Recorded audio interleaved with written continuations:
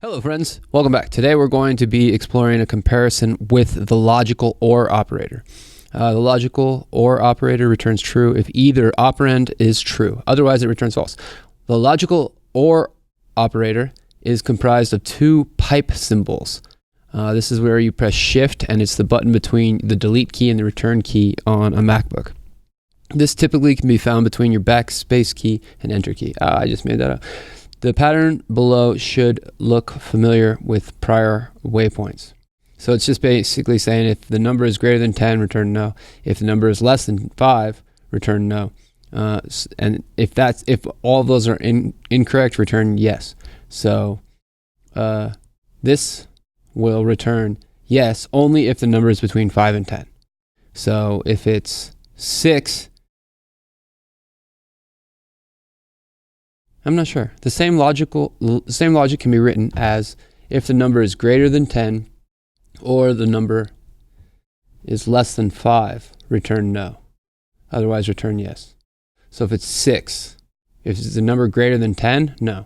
If the number is 6, then is 6 greater than 10? No. Is 6 less than 5? No. So these are both false, so we return yes. But if it's 11, or if it's 1, we return no. So combine the two if statements into one statement which returns outside if the val is not between 10 and 20 inclusive. Otherwise, return inside.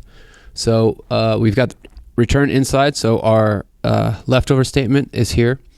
Let's just console log this so we can see what's going on here. So right now we've got it set to outside.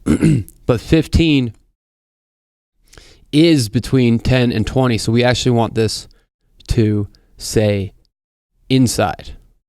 So what we're going to do, if the val is return, combine two if statements into one, which returns outside if the val is not between 20 and 10. So if the val is greater than 10, or if the val is less than 20, return outside. Okay, cool. So now we're returning outside, which is what we wanted. And we don't need this function anymore because this is just, that's not useful. Yeah, so we run the test and that should pass. Should return inside. So 10 should return inside. Oh, if the statement outside is not between 10 and 20. So if it's greater than or equal to, and if it's less than or equal to 20. That's how we want this to pass.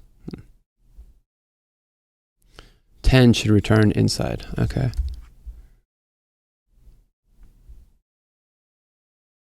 So I've just changed it. If the val, this should return inside. So it's greater than 9.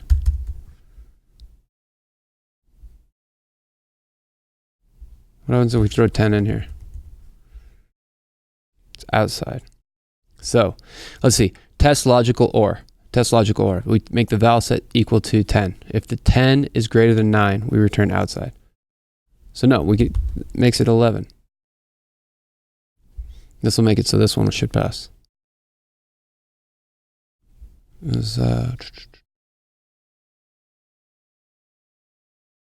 Oh no, it's greater than. So 10 should respond with inside. Interesting. Okay, cool. So if we have 0, we should return outside.